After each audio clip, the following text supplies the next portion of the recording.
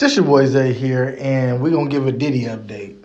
We're gonna give a Diddy update, even though y'all all in the comment section of the last Diddy update talking shit, saying that I'm pushing propaganda, I'm lying, all the shit. And I'm gonna give up one of my source of what's going on in this courtroom. Because the same source everybody else is getting a update from, right? Pretty much, right? So Diddy went to court today.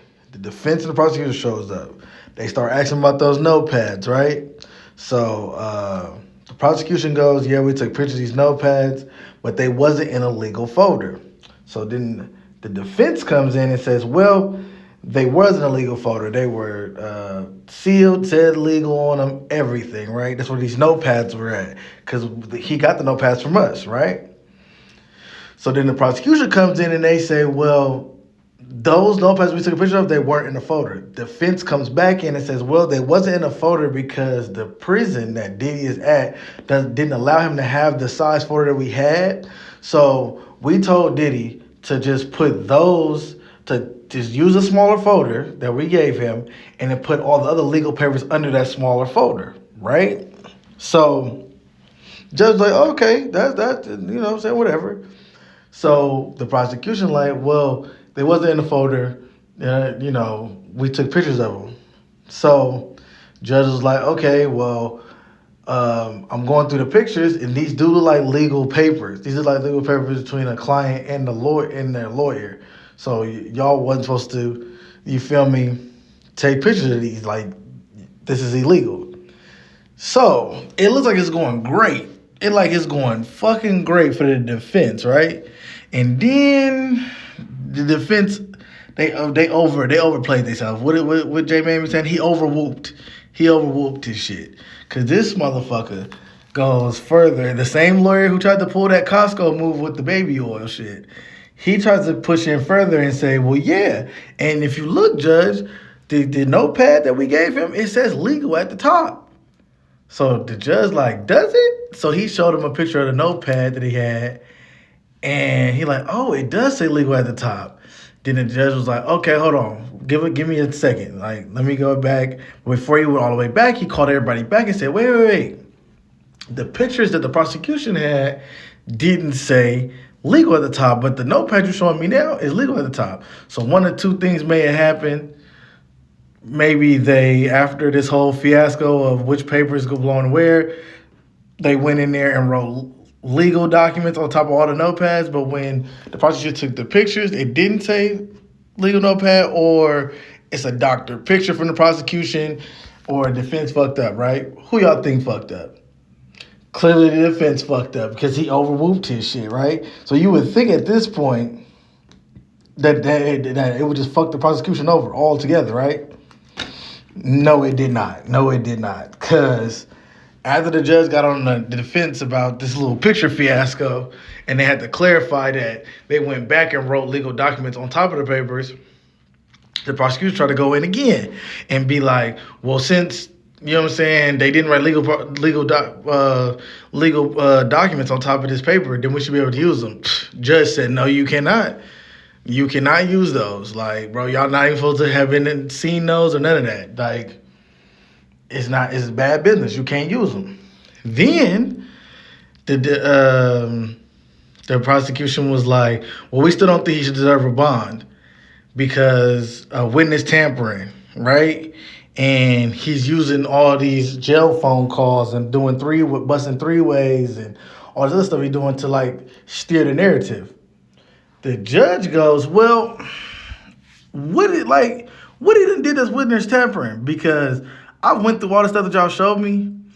All he did was go get on the phone and post on his kid's Instagram, happy birthday. I guess that was Diddy, or Diddy told them to do that, or some shit, to post him happy birthday, right? He said that, I mean, he's not threatening nobody at this point.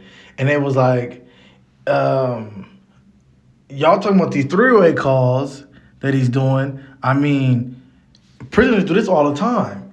And y'all have somebody monitoring them. So if y'all have somebody monitoring them, why y'all haven't done nothing to stop them until now? Y'all ain't said nothing. Y'all just letting them You know what I'm saying? Do these three-way calls on stuff. They said another thing.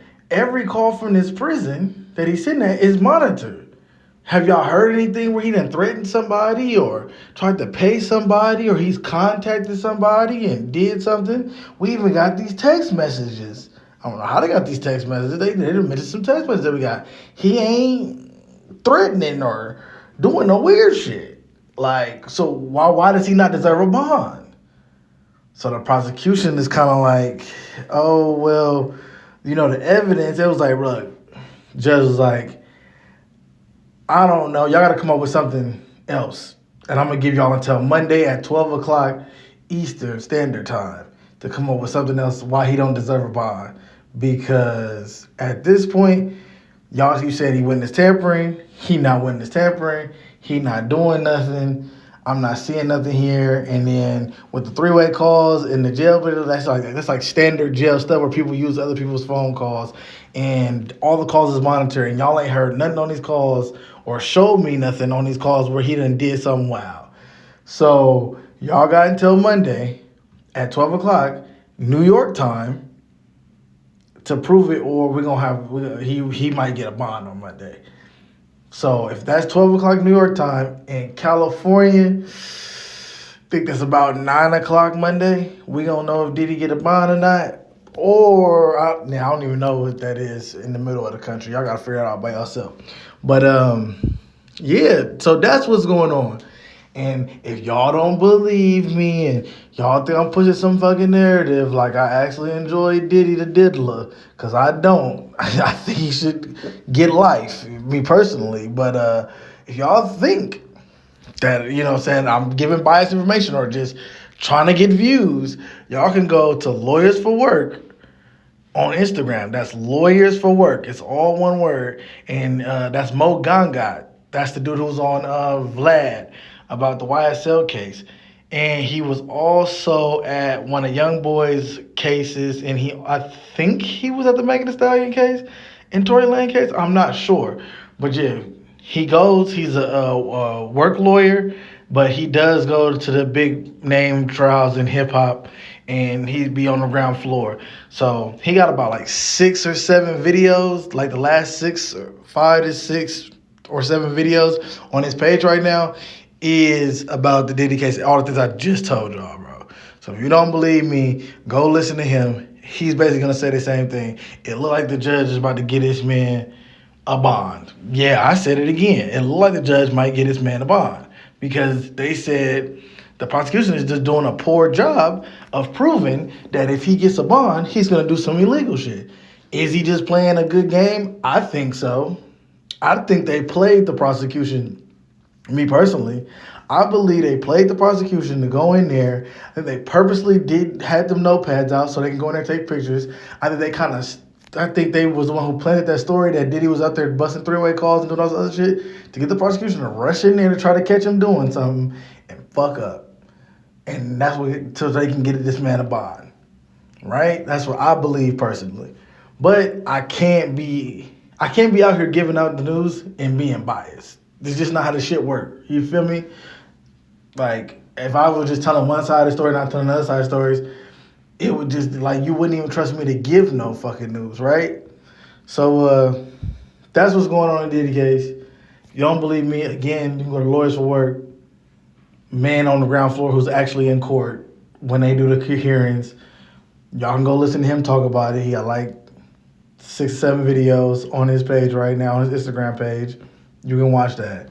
But other than that, y'all come back, like, comment, subscribe.